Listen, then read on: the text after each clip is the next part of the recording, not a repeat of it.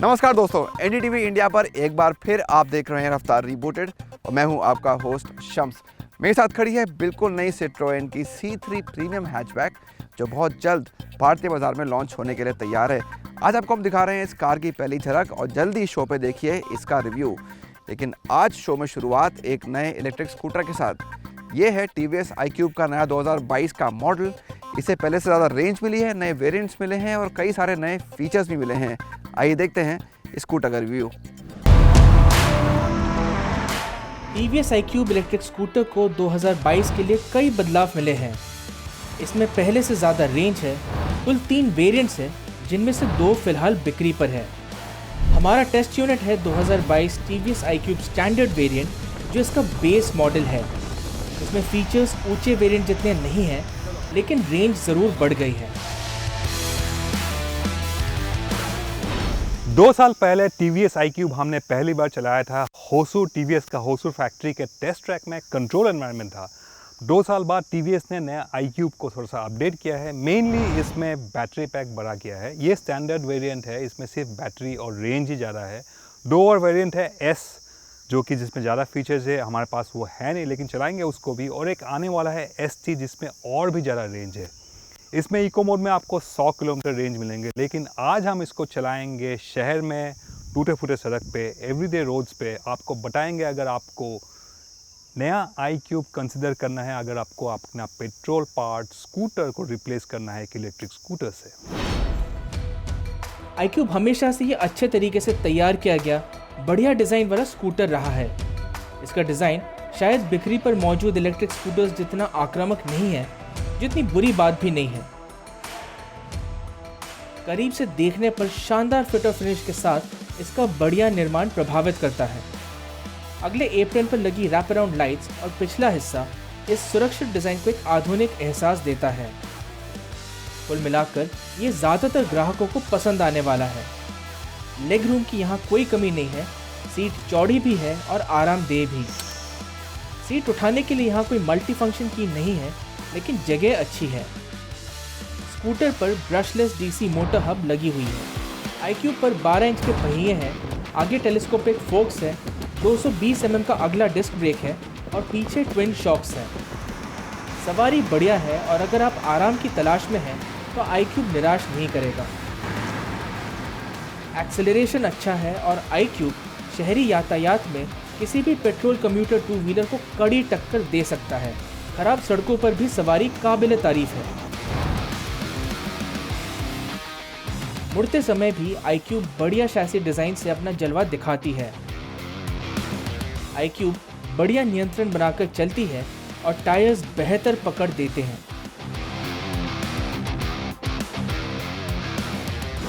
TVS iQube की performance की बात करें तो स्पोर्ट मोड के आपको मिलेगा करीब 75-80 किलोमीटर पर आवर की टॉप स्पीड। इको मोड पे अगर रेंज मिलेगा आपको ज़्यादा, लेकिन टॉप स्पीड थोड़ा घट के मिलेगा। 55-60 के ऊपर आपको पहुंचना मुश्किल होगा। लेकिन सबसे खास बात है TVS iQube का राइड और हैंडलिंग। राइड क्वालिटी बहुत ही लाजवाब है। किसी भी तरह का रोड सर्विस के ऊपर बहुत कंफर्टेबली आप चला सकते हो। फुटबोर्ड काफ़ी चौड़ा है, सीट काफ़ी कंफर्टेबल है। अगर आपको पेट्रोल पार्ट स्कूटर से आप इलेक्ट्रिक स्कूटर देखना है तो आपको TVS iQube एक बार ज़रूर टेस्ट राइड करना चाहिए। ओवरऑल काफ़ी अच्छी स्कूटर है, प्राइस भी काफ़ी ठीक ठाक है। मेरे हिसाब से TVS iQube आज के डेट में टॉप 3 इलेक्ट्रिक स्कूटर्स में से इंडिया में एक ज़रूर है। बैटरी IP67 प्रमाणित है और TVS का कहना है कि iQube को टेस्टिंग करते वक्त हर तरह की चुनौती से गुजारा गया है। iQube की एक खासियत ये है कि ये लो और हाई वोल्टेज सिस्टम्स को अलग करके शॉर्ट सर्किट के खतरे को कम कर देता है, जो इलेक्ट्रिक वाहन खरीदने वालों को भरोसा देगा। सफ़ेद के अलावा स्टैंडर्ड वेरिएंट 3 रंगों में आया है, जबकि S वेरिएंट को 4 नए रंग मिले हैं। जल्द ही स्कूटर का एक महंगा ST वेरिएंट भी आएगा 140 किलोमीटर रेंज के साथ।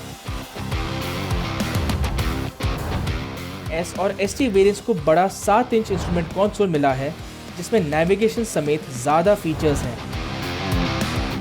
दिल्ली में स्टैंडर्ड वेरिएंट की कीमत 1 लाख रुपए से कम है, लेकिन आपको चार्जर अलग से लेना होगा। 10,000 रुपये और देकर आपको ज़्यादा रंग विकल्प और बेहतर फीचर्स के साथ बड़ा seven inch instrument console iQube S variant पर मिल जाएगा। TVS iQube यकीनन प्रभावित करता है। हमारी टेस्ट राइड रेंज दावे के मुताबिक ही मिली, जहां इको और स्पोर्ट दोनों मोड का इस्तेमाल हुआ है। अगर आप एक बढ़िया इलेक्ट्रिक स्कूटर की तलाश में हैं, तो iQube यकीनन बाजार में सबसे बेहतरीन विकल्पों में से एक है।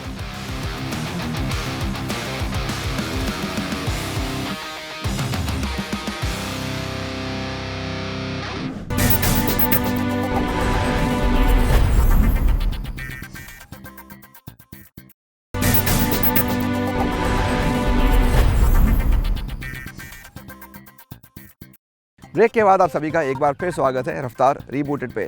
Citroën C3 को 2 इंजन्स के साथ बाजार में ला रही है। उनमें से एक है टर्बो पेट्रोल इंजन और दूसरा टर्बो नहीं है, लेकिन वो भी पेट्रोल इंजन ही है। तो हमने की है इन दोनों की ड्राइव और आपको जल्दी शो में दिखाएंगे इन दोनों की सवारी। फिलहाल बात करते हैं नई मर्सिडीज बेंज सी क्लास की। कार का बिल्कुल नया मॉडल हाल ही में बाजार में लॉन्च हुआ है और हम पहुँचे मसूरी इसकी सवारी करने के लिए।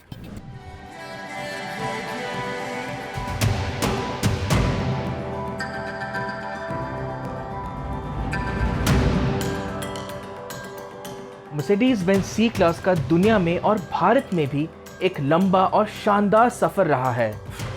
1982 में, यानी आज से 40 साल पहले, कार का सबसे पहला मॉडल W201 पेश किया गया था।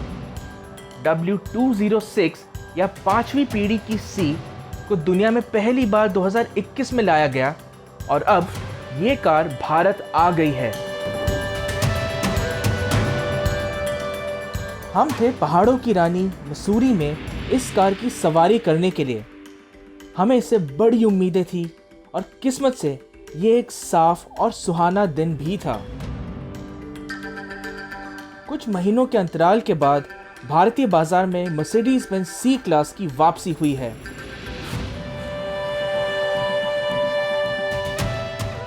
W206 या 5वीं पीढ़ी की सी को दुनिया में पहली बार 2021 में पेश किया गया था और अब ये भारत में आ गई है।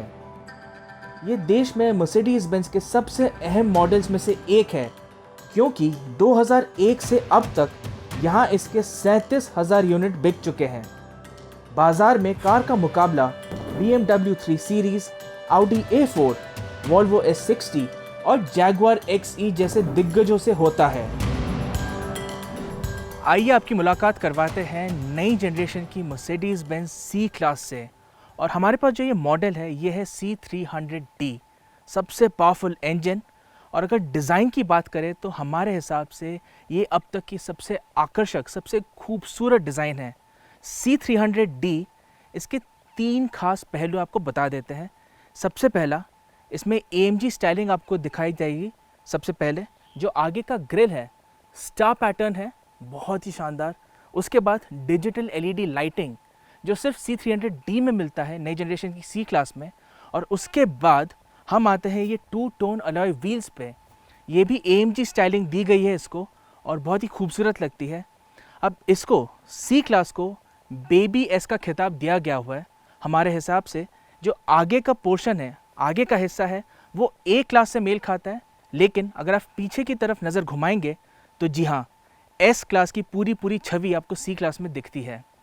और सबसे अच्छी बात यह है कि इसका जो डिज़ाइन है, इसका जो फुटप्रिंट है, वो ज़्यादा बड़ा नहीं हुआ है।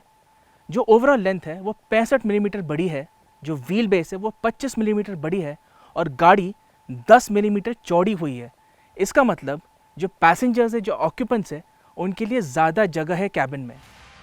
आज हम इनमें से 2 की टेस्टिंग कर रहे हैं।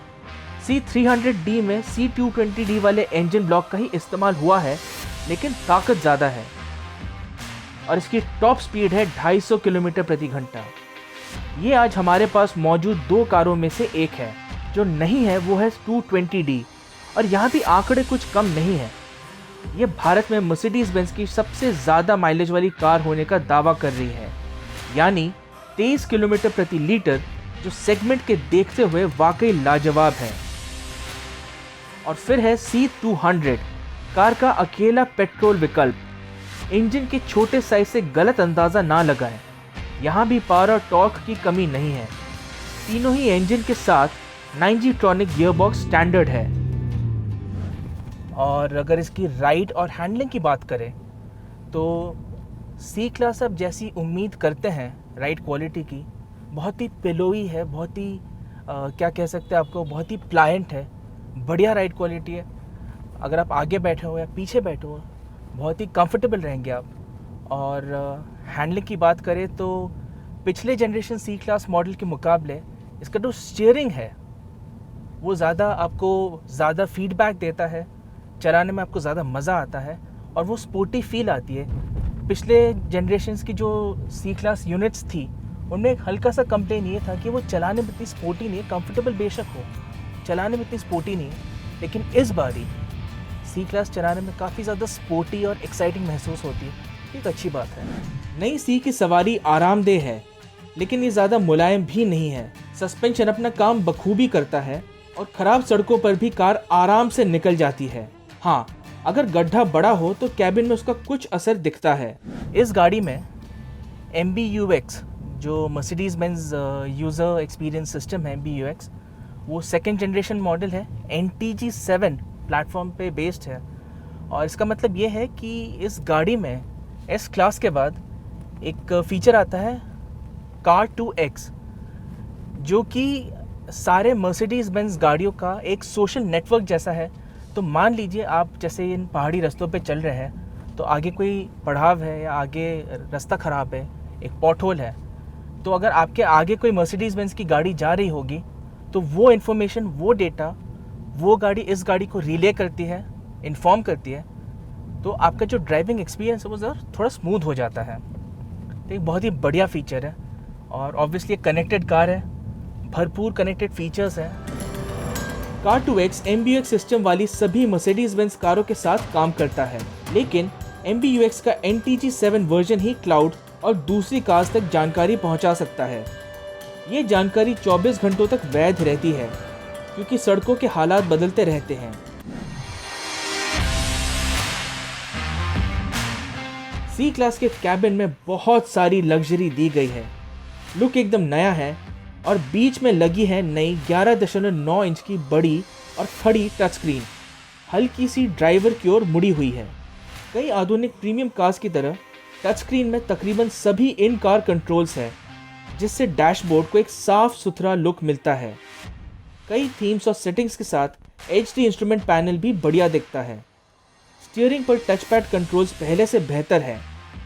बाई तरफ से आप टच स्क्रीन को कंट्रोल कर सकते हैं और दाई तरफ से इंस्ट्रूमेंट क्लस्टर को। सनरूफ के लिए भी स्विच या लीवर के बजाय एक टच सेंसिटिव पैनल दिया गया है। एक फिंगरप्रिंट रिकॉग्निशन सिस्टम के जरिए कार आपको पहचान लेती है और आपकी पसंद की music, connectivity, climate control, seat, शीशे और एम्बियंट लाइट्स दे देती है। कैबिन में कुछ रंग विकल्प हैं, लेकिन C300D पर ये 2 टोन सिएना ब्राउन और ब्लैक 2 टोन विकल्प नया है और अच्छा दिखता है। कार पर Burmester sound system, ambient lighting, एक connected car suite, wireless charging, wireless Apple CarPlay और एंड्रॉयड ऑटो के साथ एलेक्सा या गूगल होम इंटीग्रेशन मिल जाता है, लेकिन वेंटिलेटेड सीट्स यहाँ नहीं दी गई हैं। तो आज का जो हमारा दिन था बेहद मज़ेदार था नई generation Mercedes Benz C class के साथ। इसकी खूबियों के बारे में आपको बता दें, इंजन जो है बहुत ही बेहतरीन है, खास करके C300D का ड्राइव करने में बहुत एंगेजिंग है, आपको मज़ा आएगा गाड़ी चला करके। फीचर्स से भरपूर है और डिज़ाइन जो है इसका सबसे ज़्यादा स्पोर्टी है, अब तक की स्पोर्टीएस्ट सी क्लास का मॉडल है ये। मर्सिडीज़ बेंज C200 पेट्रोल की कीमतें 55 लाख रुपए से शुरू होती है, वहीं जो दो डीजल वेरिएंट्स हैं C220D और C300D, इन दोनों की कीमतें 56 लाख और 61 लाख रुपए है। तकनीकी भरमार, शानदार डिज़ाइन, बढ़िया इंटीरियर, सुरक्षा, कनेक्टिविटी और कई सारे इंजन विकल्प मर्सिडीज़ बेंज सी क्लास को एक विजेता बनाते हैं। ये मॉडल सी क्लास के वंश को सही तरीके से आगे बढ़ाता है। ये कार अब तक की सबसे कामयाब जनरेशन हो सकती है भारत में और दुनिया भर में।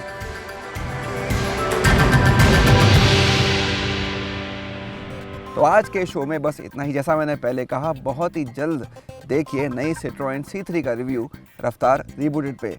और हमारे साथ जुड़िए एक ख़ास जश्न में, क्योंकि बहुत जल्द हम पूरे करने वाले हैं रफ्तार रीबूटेड के 100 एपिसोड। इस सफ़र में आपका साथ मिला, इसके लिए आपका बहुत बहुत शुक्रिया। तो बहुत जल्दी इस सेलिब्रेशन को हम शुरू करेंगे और आपको साथ ही साथ दिखाएंगे C3 का भी रिव्यू। तब तक अपना ध्यान रखिए, सड़क पर बिल्कुल सेफ रहिए। अगर कार में बैठे हों तो सीट बेल्ट ज़रूर पहनिए, आगे बैठे हों या पीछे। और स्कूटर और बाइक पर हेलमेट लगाना बिल्कुल ना भूलिए, आगे बैठे हों या पीछे। नमस्कार।